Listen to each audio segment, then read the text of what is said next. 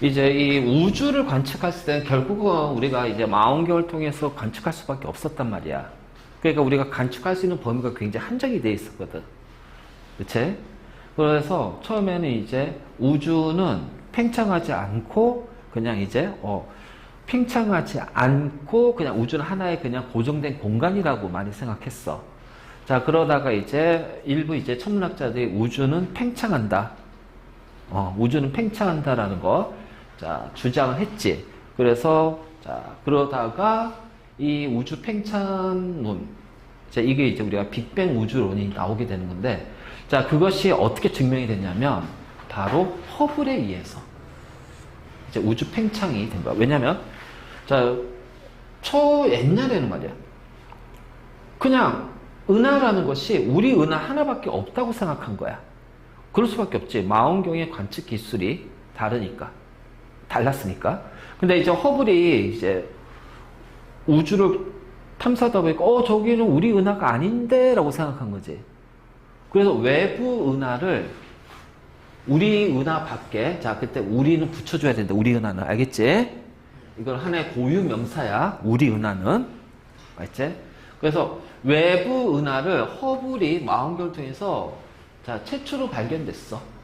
그래서 그 당시에 처음 할 때 약 1000억 개의 외부 은하가 존재한다는 거. 자, 그래서 이렇게 되고, 그 다음에 이제 외부 은하는 우주 공간에 불균일하게 분포한다. 그래서 이 허블이 굉장히 중요한 사람이야. 왜냐면 외부 은하를 관측했는데 우리 은하에서 외부 은하들이 점점 멀어지고 있더라는 거지. 그래서 멀어지고 있는 걸 통해서 우주는 팽창한다라는 걸 증명한 거야. 그래서 우주 팽창론이 인정을 받게 된 거야. 그랬을 때 우주 팽창했을 때 자, 이것이 어떤 식으로 팽창할 거냐, 균일한 밀도를 가지면서 팽창할 거냐. 알지? 아니, 우주의 밀도는 점점 작아져. 그래서 한 점에서 시작이 돼가지고 퍼져나가는 형태야. 이게 바로 빅뱅 우주론이거든. 자, 그래서 이제 우주 팽창론에서 이제 빅뱅 우주론과, 그 다음에 이제, 균일해. 팽창을 하는데 균일해. 밀도가. 그러니까 밀도가 균일하다는 게 이제 이게 정상 우주론이거든. 그래서 이 두 개의 개념이 대립되다가 나중에 이제 빅뱅 우주론이 인정을 받게 되는 거지. 이제, 그걸 이제 우리가 이제 그 통합과 원에 바로 나와. 자, 그래서 외부 은하를 허블이 처음 발견합니다. 알겠니? 그래서 외부 은하를 이제 구분할 건데, 딴 거 없어. 모양을 가지고 모양을 기준으로. 자, 체크해 놓고. 자, 은하를 구분할 때는 모양을 기준으로. 알지? 그래서, 자, 크게 두 가지야. 타원 형태의 은하와 그 다음에 불규칙한 모양을 가지고 있는 은하.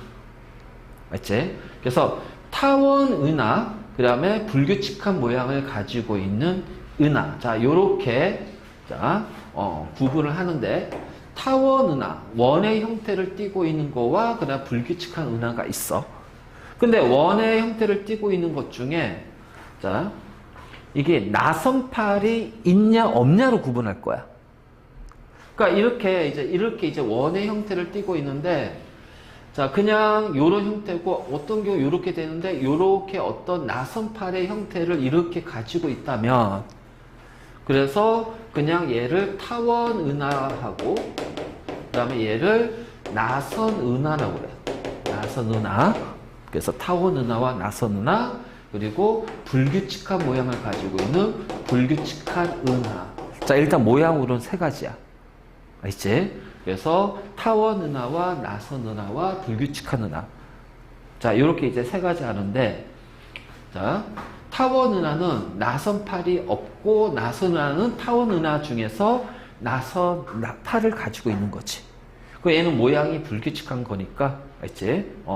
그래서 이런 식으로 구분하는데, 자, 나선 은하는 두 가지로 구분한다. 막대 나선 은하와 정상 나선 은하. 그러니까 이게 중심 중심 부위에 자 이렇게 이제 막대처럼 돼 있어서 여기에서 나선팔이 삐져나오는 거지. 이거를 우리가 막대 나선 은하라고 그래. 자, 이것이 우리 은하가 여기에 해당이 된다. 자, 웃긴 건 뭔지 알아? 우리가 천문학은 해마다 바뀌어. 해마다 바뀌어. 은하가 중고등학교 때는 우리 은하는 정상 나선 은하로 배웠어. 그러다가 이제 이게 계속 관측이 되잖아. 관측 기술이 발달되잖아. 그래서 우리 은하를 보니까 중심에는 이렇게 막대 모양이 있고 거기서 나선팔이 나와 있는 자 막대 나선 은하다 이렇게 됩니다. 자 그러면 자 정상 나선 은하는 막 중심이 이런 막대가 아니라 그냥 이제 원처럼 핵처럼 생긴 거지. 그래서 자이 원화 둥근 형태 중심부에서 이제 원처럼 생긴 중심부에서 나선팔이 휘어져 나온다. 여기가 안드로메다가 요게. 자, 그거 알아? 우리 은하하고 안드로메다 충돌한다는 거? 알지? 한 50억 년 정도가 되면 충돌한대. 그러니까 충돌해도 워낙 이제 우리 이게 충돌이 아니야. 은하 자체가 그냥 공간에 아주 작은 별들이나 천체들이 있는 거야. 충돌한다고 해서 뭐 은하가 뭐 망가지거나 없어지거나 그러진 않아. 알겠지? 근데 뭐 충돌해봐야 알지? 그 사이에 또 모르지. 또 뭐가 더 관측이 되고 뭐가 있으니까. 그래서 그냥 이제 우리 은하, 외부 은하는 은하의 모양, 은하를 구분하는 거는 일단 모양이야. 타원, 나선팔이 없는 타원. 자, 나선팔이 있는 나선 은하, 불규칙한 모양의 불규칙 은하. 근데 나선 은하는 중심이 구의 형태를 띠고 있냐, 정상 나선, 아니 막대 형태를 띠고 있냐, 막대 나선. 그래서 우리 은하는 막대 나선, 안드로메다가 정상 나선. 그래서 원래 우리 은하도 그냥 정상 나선 은하로 옛날에 그랬었어. 근데 이제 이것도 언제 또 바뀔 줄도 몰라. 지금 우리 지구과학 배우는 거는 이게 해마다 바뀌니까. 왜 관측 기술이 발달돼서 해마다 바뀌는 거니까. 그치? 그래서 별거 없습니다. 자, 이제 우주 팽창이에요. 우주 팽창. 자, 우주 팽창은 우리가 이제 빅뱅 우주론이라고 하는데, 자, 빅뱅 우주론이라고 하는데, 자, 허블이 외부 은하를 관측했잖아. 그치? 그래서 외부 은하가 우리 은하에서부터 점점 멀어지더라는 거야. 멀어지더라는 거야. 그러면 그 멀어지는 걸 통해서, 자, 우주가 팽창한다는 걸 알 수가 있죠. 왜? 은하와 은하 사이의 거리가 멀어진다는 얘기는 그 은하들이 차지하는 공간이 점점 커진다는 얘기니까. 그치? 괜찮아? 바로 이제 이런 거지. 그래서 멀어진다. 은하와 은하 사이의 거리가 멀어진다. 그런데 이거를 보니까 이 팽창되는 속도가 일정하다면, 그럼 은하와 은하가 서로 멀어지는 속도가 일정한 속도로 멀어지고 있다면 상관없지만, 점점 멀어질수록 멀어지는 속도가 더 빨라진다는 얘기야. 보니까 은하 사이의 거리가 멀어질수록 멀어지는 이 후퇴 속도라고, 우리 은하로부터 멀어지는 속도, 후퇴 속도가 증가한대. 그래서 자, X축이 거리고요, Y축이 후퇴 속도면은, 자, 우리 은하로부터 거리야. 우리 은하 거리가 자 이렇게 나와요. 그러니까 거리가 멀어져서 후퇴 속도가 커지네. 그러면 점점 자 여기서 A라는 은하가 계속 우리 은하로부터 멀어질 거 아니야? 그 A 은하가 멀어지는 속도도 점점점 빨라지고 있네. 그래서 이걸 뭐라 하냐면은 가속 팽창이라고 불러. 자, 가속 팽창. 알겠지? 그러니까 이게 가속 팽창이라는 것이 나와. 근데 이제 그 가속 팽창이니까, 자, 가속 팽창이면 원래 천체끼리 잡아당기는 중력이 있잖아. 그치? 거리가 멀어져 중력이 약해지기 때문에 자, 그래서 멀어지는 속도가 증가할 거다라고 생각하는데 자, 이 가속 팽창의 형태를 보니까 뒤에 가서는 조금 약간 불규칙한 모양이 나오고 그래서 단순하게 어떤 중력만 가지고 천체들 간의 중력만 가지고서는 좀 설명이 조금 힘들어. 그러니까 무언가가 뭔가 여기서 우리가 관측했을 때 눈에 보이지 않는 어떤 물질이 있는데 이 물질의 중력에 의해서 우주가 더 빠르게 급속하게 팽창하지 않을까. 그래서 나오게 된 것이 바로 뭐냐면은 암흑물질. 그래서 여기서 나오는 에너지를 암흑에너지라고 해요.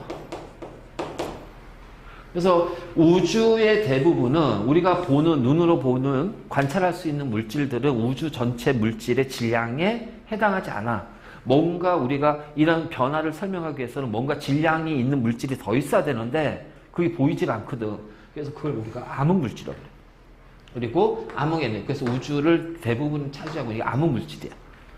그래서 이렇게 해서 자, 여기가 해서 이제 빅뱅 우주론이 약간 약간 수정이 되면서 여러 가지 것들이 덧붙여가지고 우리가 표준 우주 모형 나오게 되는데, 이건 고등학교 때 배웠다, 고2 때. 자, 그래서 암흑물질. 어쨌든 이거는 몰라도 돼요. 어쨌든 우주는 팽창한데요. 팽창한데. 은하와 은하, 천체와 천체 사이 거리가 멀어진다는 거야. 알겠지? 그러면 우리가 빅뱅이라고 한다는 거는 한 점에서 터진다고 하는 거잖아. 빅뱅 우주론. 그런데 이게 그러면 한 점에서 터진다는 것을 어떻게 아냐라는 거야. 몰라요. 그냥 거꾸로 얘를 역으로 보면은 분명히 어느 한 곳에서 뭉쳐있던 것이 폭발해서 생겼을 거다라고 우리가 이제 생각하는 거지. 그치? 그래서 빅뱅 우주론인데, 자, 지금은 이렇게 돼. 어느 한 점이 어디가 한 점인지 모른다라는 거야. 그냥 팡 하고 터지면서, 그러니까 여기가 한 점이 될 수 있는 거고 여기가 한 점이 될 수 있는 거고, 우주 어느 공간에서든. 그러니까 그게 어느 점인지는 모른다라는 거야. 그러니까 퍼지는 거지. 그럼 이제 여기서 얘를 우리가 그림 한 점에서 이게 폭발하면서 이제 이렇게 이제 확장이 된다는 거잖아. 그치? 근데 여러분들 이걸 잘 봐야 될 게 뭐냐면은, 우리가 여기 우리 은하가 있어. 자, A라는 은하가 있고, 자, B라는 은하가 있어. B 은하. 자, 여기 이제 C 은하가 있고, 자, C, D 이렇게 보잔 말이야. 그러면 우리 은하를 중심으로 퍼져 나가냐? 우리가 관측했을 때는 우리 은하를 중심으로 멀어지는 거지. 근데 A 은하를 중심으로도 또 멀어지는 거야. 얘를 중심으로 봐도 다 멀어지고 있어요. 그치? 그러니까 우리 은하가 중심이 아니란 얘기야. 관측하는 우리를 봤을 때, 자, 우리로부터 멀어지는 것처럼 보이지만, 만약 내가 A라는 은하에서 관측하면은, 요렇게도 멀어진다는 거지. 그럼 이거를 어떤 식으로 하냐면은, 자, 풍선에다가 A, B, C 세 지점을 찍어. 얘를 은하라고 해보잔 말이야. 그럼 이제 이 풍선에다 공기를 불어넣어줘요. 그러면은 요 A점을 중심으로 멀어지는 게 아니라 이 풍선 자체가 커지는 거지. 그래서 요렇게도 거리가 멀어지고, 요렇게도 거리가 멀어지고, 요렇게도 거리가 멀어지는 거야. 그러니까 모든 우주의 모든 공간 지점에서 그 천체와 천체 사이는 어느 방향이든 멀어진단 말이에요. 알지? 그러니까 한 점에서 멀어지는 게 아니라 모든 지점에서 서로 간의 거리가 다 멀어진다는 거야. 그러니까 이거를 다르게 이제 하면, 우리가 평면상으로 이제 한번 보잔 말이야. 평면상으로. 자, 요렇게 요 공간에서, 자, 요렇게 있다고 해보잔 말이야. 그럼 이 면적이 넓어지게 되면, 자, 어떻게 돼요? 요렇게 되죠. 면적이 넓어지면 요렇게 되죠. 그러니까 지금 우주는 이런 식으로 팽창하고 있다는 거야. 이런 식으로 팽창하고 있다는 거야.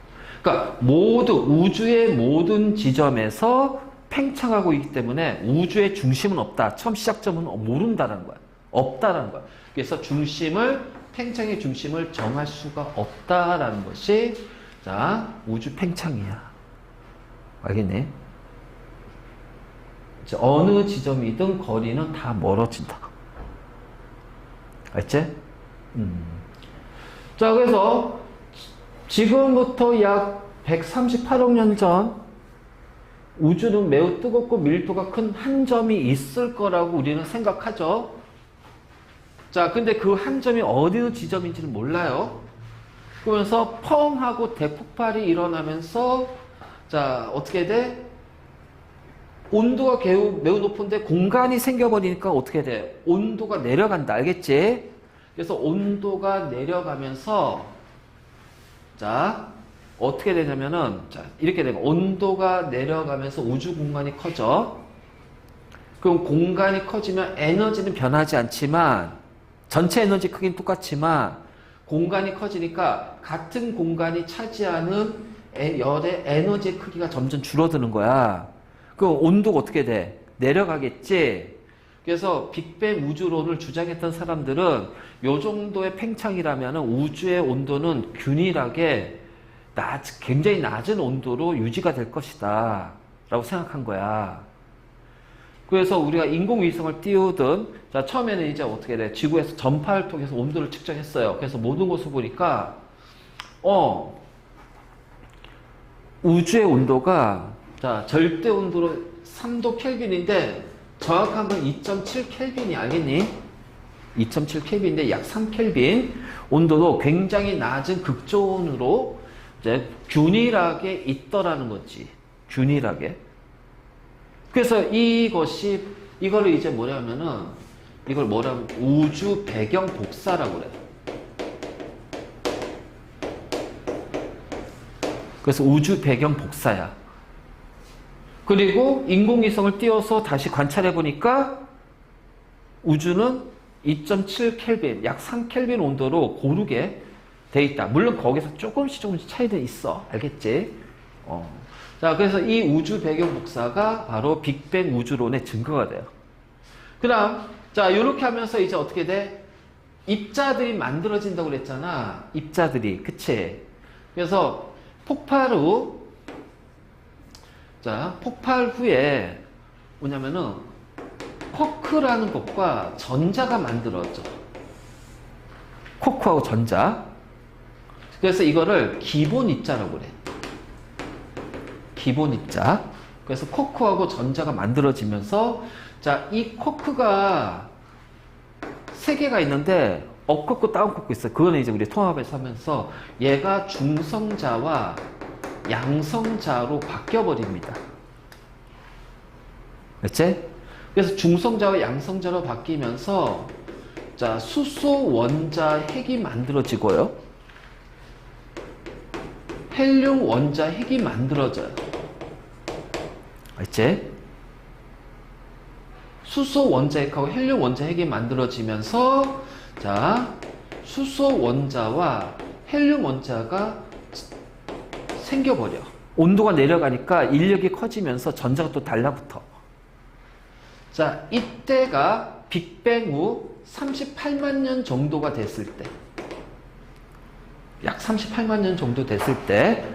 자, 이때 이제 수소하고 헬륨이잖아. 그럼 빅뱅 우주론을 주장했던 사람들은 얘네들 약 3대 1의 질량비를 가지고 있을 거라고 예측을 했단 말이야. 3대 1의 질량비를 가지고 있을 거라고 예측했단 말이야. 왜냐면 이게 과학적으로 증명이 되니까. 그래서 이제 근데 우주를 진짜 관측했어. 근데 우주는 수소 원자, 헬륨 원자의 질량이 약 3대 1의 질량비로 존재하더라는 거야. 그러니까 우주의 75%가 수소 원자고 질량에 우주에 있는 물질들의 질량의 약 25%가 헬륨이더라는 거야. 그 아주 극소수가 이제 그거 뺀 나머지들의 질량이고. 그러니까 빅뱅 우주론을 주장했던 사람들이 예측한 이 질량비와 관측한 질량비가 같잖아. 그래서 빅뱅 우주론이 맞다고 이제 인정이 된 거야. 알겠지? 그러면서 이제 이렇게 됐어. 그러면 여기에 38만 년까지 기준했을 때, 그 여기는 원자 핵이잖아요. 자, 얘는 원자잖아. 차이는 뭐니? 자, 핵이 있고요. 전자들이 막 이렇게 돼 있으니까 요때까지는 불투명한 우주야. 불투명하단 말이야. 그러니까 뿌옇게 전자와 원자 핵의 구름 형태로 우주로 꽉 채워져 있단 말이지. 그럼 당연히 여기 온도가 높으니까 뭐가 발생이 돼? 빛이 발생이 돼. 근데 이 불투명한 우주니까 여기에서는 빛이 통과를 못 합니다. 우주를. 그러다가 자, 원자가 만들어졌으니까 전자들이 원자 핵으로 딱 들어가잖아. 그럼 이제 빈 공간이 새니까 얘는 이제 투명한 우주가 되는 거예요. 그래서 이때부터 빛이 방출이 되는 거예요. 그러니까 빛이 통과가 되는 거예요. 통과가 되는 거예요. 자, 제임스 웹으로 이제 우리 최근에 제임스 웹 띄웠잖아. 그래서 이때 방출된 빛을 이제 우리는 관측하기 시작하는 거야. 그래서 지금 지구에서 가장 멀리 떨어져 있는 은하를 외부 은하를 관측했어. 138 8억 광년에 떨어져 있는 거. 그럼 그 은하의 나이가 138억 살은 아니잖아. 왜? 가속 팽창하니까. 나이를 보니까, 나이를 계산해 보니까 얘는 나이가 빅뱅 후 약 한 2억 년 정도.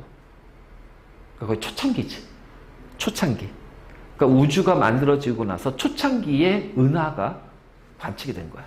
제임스 웹 망원경으로. 알지? 자, 바로 이제 이렇게 되면서, 자, 그러니까 어떻게 우주의 크기가 팽창하지? 자, 에너지는 일정합니다. 자, 질량도 일정해요. 자, 그런데 부피가 커지니까 어떻게 돼? 우주의 온도는 계속 떨어진다. 3도 켈빈으로. 그래서 우주의 밀도도 계속 줄어든다. 알겠니?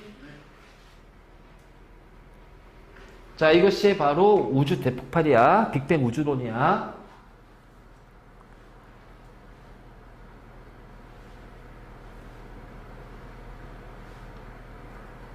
그래서 이러한 빅뱅 우주론, 우주 팽창의 증거가 이제 우주 배경 복사하고 그다음 수소하고 헬륨의 질량비가 이제 증거가 되는 거지. 자, 우주 탐사. 그래요. 우리는 이제 우주를 탐사하고 싶어요. 옛날에는 그냥 망원경으로만 탐사했죠. 그치? 그러니까, 자, 우주를 탐사하는 목적은 그냥 간단해. 궁금하잖아. 자, 외계인이 있는지, 외계 생명체가 있는지 알고 싶잖아. 자, 그 다음에, 자, 지구는 언젠가는 자원이 고갈되니까, 지구 자원을 대신할 수 있는 자원을 가지고 있는 행성이라든가, 이런 것들을 확인해서 나중에, 그래서 아바타가 그거잖아. 지구에서 제일 가까운 별은 태양이고, 태양계에서 제일 가까운 별이 프록시마 센타우리야. 그 프록시마 센타우리의 어느 행성에서 거기에는 지구에 없는 자원이 있다는 거지. 우리가 이제 그 초전도체라고 하잖아. 저항이 0인 거, 에너지 손실이 0인 거. 근데 그 초전도체의 역할을 하는 광물들이 그 행성에, 나비족이 살고 있는 행성에 굉장히 많은 거야. 그래서 거기에서 지구에서 이제 막 거기에서 침략해가지고 거기 강제적으로 해서 이제 그 광물을 이제 가져가는 거지. 그러한 과정에서 자, 그 군인들하고 그다음에 거기 원주민 나비족과의 그런 관계가 막 한 게 아바타잖아. 맞지? 아바타 영화 보면 재밌어. 나는 원은 극장에서 봤는데 2는 보다가 중간에 말았어. 아무래도 원만한 게 없지. 그러니까 그게 이제 궁금한 거고 자원에 대한 거고, 그리고 이제 지금은 또 하나가 이제 뭐냐면은 지구가 망할 수도 있잖아. 그러니까 왜냐면 지구 온난화라든가 빙하기라든가 어쨌든 여러 가지 자연재해라든가 이것 때문에 지구에서 인류가 살 수 없을 것 같아. 자, 그래서 우리가 뭔가 살 수 있는, 지구 말고 우리 인류가 살 수 있는 공간을 찾아야지, 장소를. 그래서 외계 행성을 자꾸 이제 탐사를 하는 거야. 그래서 일단 가까운 태양계, 그리고 이제 지금 목표라는 게 이제 화성이야. 그래서 화성이 인간이 살 수 있을 만큼 이제 그렇게 환경으로 만들어야 돼요. 그걸 테라포밍이라고 그래, 테라포밍. 그래서 우리가 화성 테라포밍. 왜냐면 화성은 지금 공기가 굉장히 희박하잖아. 물이 없잖아. 전기장도 없잖아. 아니, 자기장이 없잖아. 그래서 태양풍이라든가 우주 방사선이 직접적으로 맞는단 말이야. 그래서 이게 화성이 예전엔 지구처럼 지구와 같은 환경이었을 거란 거야. 물도 있었고, 물이 흐른 적도 있고, 대기도 있었고. 그치? 그런데 지금 화성은 이 사람이 살 수가 없는 환경이거든. 자, 그것의 가장 결정적인 이유가 뭐냐? 화성의 자기장이 사라졌다는 거야. 그래서 자기장이 사라지니까 우주에서 오는 여러 가지 방사선이란가 태양에서 오는 강력한 태양풍의 에너지를 자기장이 차단해줘야 되는데 자기장이 사라지니까 그것 때문에 대기가 우주로 날아가 버리는 거야. 그래서 화성의 대기는 지구의 10분의 1밖에 안 돼요. 바로 이제 그런 거지. 그래서 그거를 다시 테라포밍, 지구처럼 다시 만들어서 지구가 가겠다. 일론 머스크가 계속 주장하고 있는 거잖아. 어쨌든 우리랑 상관없는 얘기지만, 근데 이제 그래서 그냥 우주 탐사는 그냥 그런 의미로 하는 거야. 그런 의미로. 그래서 탐사 방법은 자 일단 이제 인공위성을 보내서 자 위성을 보내서 이제 탐사하고 거기에서 망원경을 통해서도 탐사하겠죠. 그 다음에 탐사선을 직접 보냅니다. 화성에 이제 뭐 바이킹호라든가 이런 것들처럼. 그래서 직접 그 천체에다가 직접 보내는 거야. 태양에도 보냈어. 파코우라고. 그래서 태양을 다시 관측하는 거야. 그러니까 이런 탐사선을 가고. 그 다음 또 하나는 뭐냐? 우주 정거장을 만들면서 얘가 하나의 기점이 되는 거지. 그래서 우주 정거장을 만들어서 자 사람들이 우주에 머무르면서 임무를 수행하고, 그치? 막 이렇게 실험도 할 수 있게끔 하는 것이 이제 우주 정거장이고, 그 다음에 먼 곳에 있는 천체를 관측하기 위해서는 전파 망원경, 그래서 허블 망원경, 가시광선, 그 다음에 제임스 웹, 적외선 관측하는 제임스 웹. 이런 식으로 전파 망원경, 그러니까 우주 망원경이죠. 우주 망원경, 그러니까 지구에서 보는 건 전파 망원경.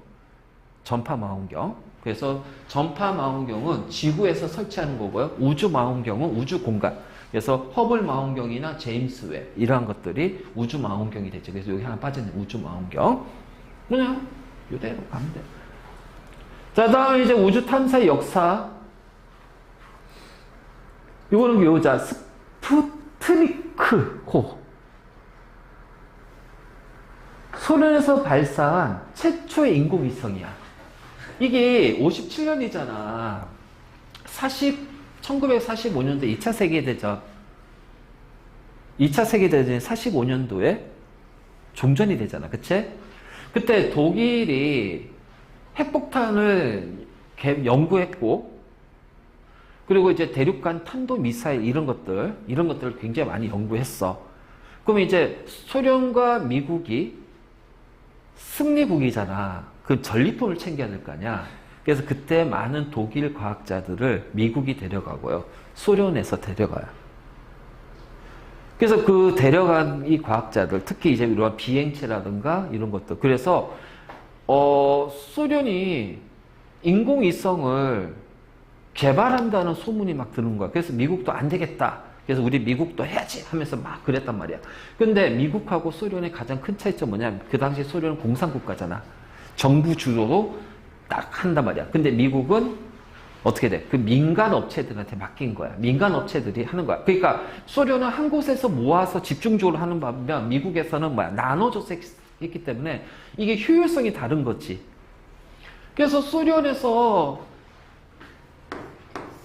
얘를 인공위성 처음으로 발사시킨 거야. 그러니까 난리가 났지. 미국은 난리가 났지. 생각해봐. 소련 인공위성이 미국 위를 지나가.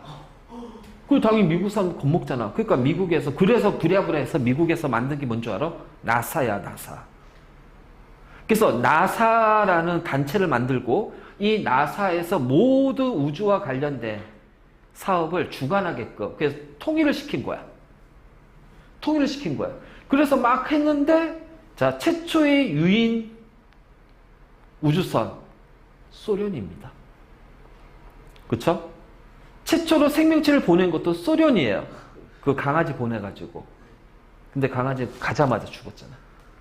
그치? 그러니까 미국이 계속 소련에서 뒤진 거야. 그러니까 인공위성이라든가 최초의 뭐 유인 우주선 이런 것들이 소련에서 다 진 거야. 이제 뭐가 남았니? 달.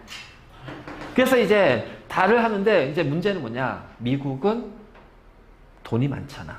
소련은 돈이 없잖아.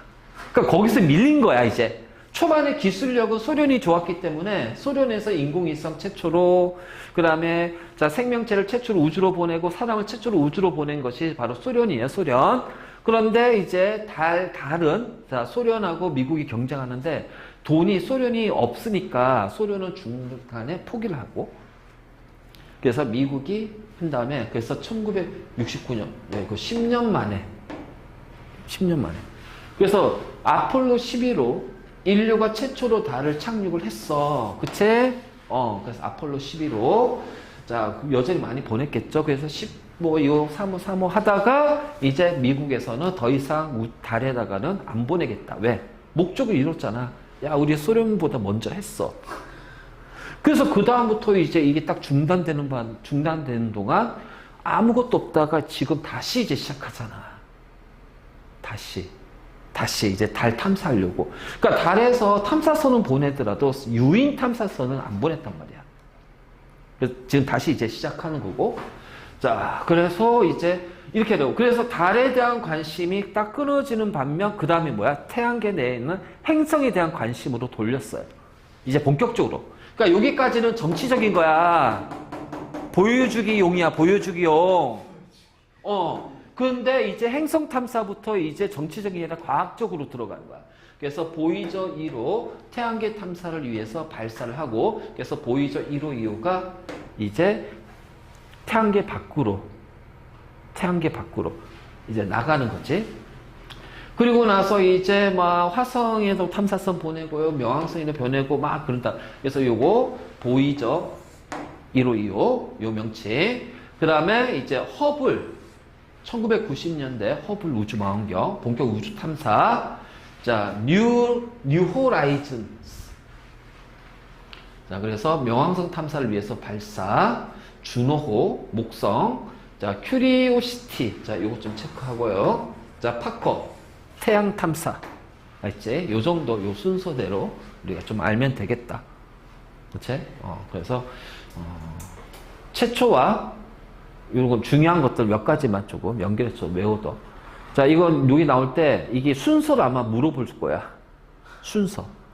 연도 순서. 그것만 조심하면 되고. 그 다음에 우주 탐사하면서 여러 가지 기술 개발하잖아. 그래서 기술 개발했을 때, 그냥 좋은 거는 그냥 긍정적인 거야. 그치? 무조건 좋은 거는 다 긍정적인 거야. 그렇잖아. 그래서 이 우주 탐사하면서 우주 항공이 나오게 되고. 우주 항공 기술.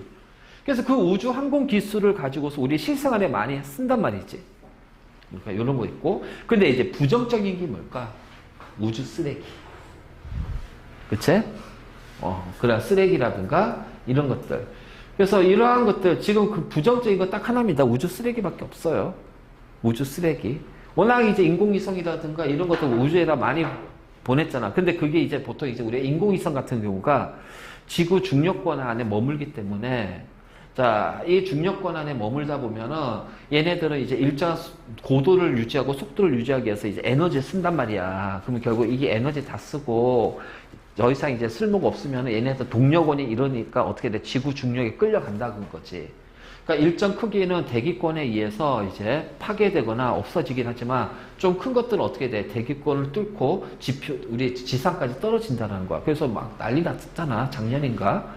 야, 이거 뭐가 떨어진대. 인공위성 중국 거 막 떨어진대. 막 그 걔도 막 나오고 막 그랬단 말이야. 근데 다행히 뭐 어디 바다 떨어졌고 막 그런 거지. 그러니까 이제 앞으로 이제 그런 일들이 굉장히 많고, 그 다음에 얘네들은 굉장히 빠른 속도로 돌고 있을 거 아니야. 그래서 우주 정거장이나 인공위성들이 이런 우주 쓰레기랑 충돌하면서, 그래서 그 그래비티 영화 봤니? 그래비티 영화가 우주 정거장에서 막 하고 있다가 그 쓰레기랑 충돌해가지고 일어나는 현상이 여러 가지 일이잖아, 그치? 나 극장에서 딱 봤는데 안경 주더라. 3D. 아, 진짜. 그렇게. 안경. 3D 입체 안경. 막 그래가지고. 어쨌든 막 그래요. 그래서 이런 부정적인 영향 끝입니다.